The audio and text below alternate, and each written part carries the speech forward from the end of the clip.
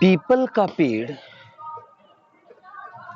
जो इतना बड़ा वृक्ष होता है, या बट का वृक्ष जो विशाल रूप धारण करता है,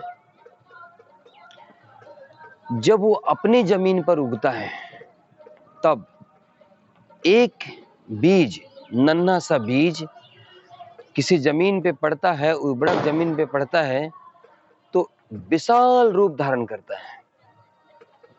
लेकिन वही बीज किसी दूसरे पेड़ पे उग जाए, कहीं वाल पे उग जाए, तो सिर्फ एक झाड़ बन के रह जाता है, सिर्फ एक झाड़, जिसे कोई भी उखाड़ के फेंक देता है।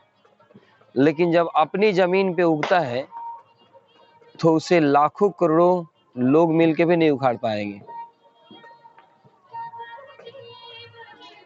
अब वैसे ही हमारे साथ हो रहा है।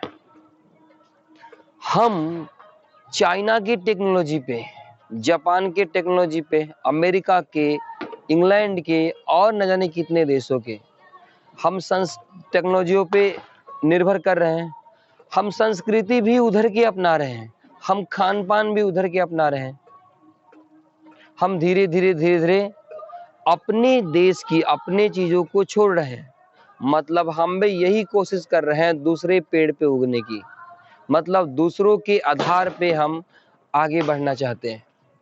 हमारा जो अपना आधार था, हम अगर भारत को डेवलप करना चाहते हैं तो उसी आधार पे आना पड़ेगा, क्योंकि हम अपने जमीन पे जब काम करेंगे तो हम बहुत आगे बढ़ेंगे।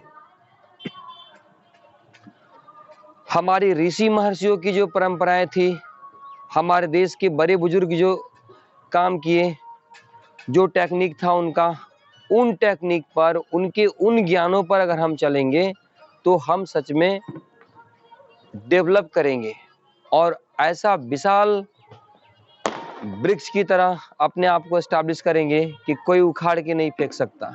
लेकिन हम जब विदेशों के ऊपर डिपेंड होकर के काम करेंगे सब कुछ, तो होगा क्या, हमें कभी भी किसी भी वक्त उखाड़ के फेंक दिया जा सकता है, क्योंकि हम दूसरों के ऊपर बेस रहेंगे। इसलिए अगर हम अपने देश को सही डेवलप करना चाहते हैं तो हमें अपने ही जमीन पे काम करना पड़ेगा, अपनी ही तकनीक लाना पड़ेगा, अपनी ही सोच, अपनी ही ज्ञान लेकर आना पड़ेगा। दूसरों के लिए हुए ज्ञान पर हम काम करके आगे नहीं बढ़ सकते हैं। हम दूसरों देश से हेल्प ले लेकर के अपने देश को उससे आगे कभी नहीं बढ़ा सकते हैं, क्योंकि हमारी जड़ें मजबूत नहीं होगी तब। तो ये सिंपल सा एक इंफॉर्मेशन था आपके लिए, संदेश था आपके लिए। हमें मिलजुल करके अपने देश को आगे बढ़ाने के लिए ऐसा काम करना है कि हम अपने ही जड़ पे खड़ा हो पाए। धन्यवाद।